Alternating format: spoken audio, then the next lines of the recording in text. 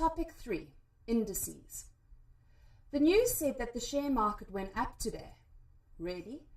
Does that possibly mean that every single share listed on the Johannesburg Stock Exchange saw a share price increase? Well, no, unlikely. What is often been referred to when we talk about the market in general like this is actually an index. So what is an index? Well, it's a benchmark and a basket of shares that we use to track the performance of the market in general. In the South African market, you'll typically hear of two benchmarks most often, such as the All Share Index, also known as the AllSy, and the Top 40 Index. Now, the AllSy is actually a basket of more than 160 shares of the most liquid traded on the exchange. And this is actually often the index that we're referring to when we're talking about the market as a whole. The Top 40 Index, by comparison, lists the largest shares that trade on the JSE by market capitalization value. So, Top 40 Index has gone up. What does that mean for you and your portfolio? Does it mean that your portfolio has seen equal rises in value? Well, not unless you are holding each one of those shares that are in the index. That's unlikely. This brings us to ETFs, which is really just short for Exchange Traded Funds. An Exchange Traded Fund is a way in which that you can trade the market without having to buy each and every one of those shares in the index. An example of an ETF is the Satrix 40 ETF.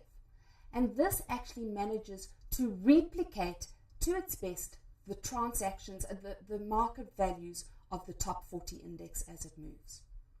A lot of new investors look at this ETF to be able to trade the market more broadly.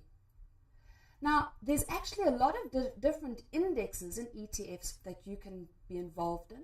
And if you're looking to focus on certain sectors in the market, you can also track, for example, the Industrial 25 and the Resource 10 Index. Another index to consider is the Dividend Plus Index. And this is a basket of shares weighted not by their market capitalization, but their 1-year forecasted dividend yields. Now, talking about ETFs, they may sound familiar and you may confuse them with unit trusts. How do they differ? Well, really from 3 different ways.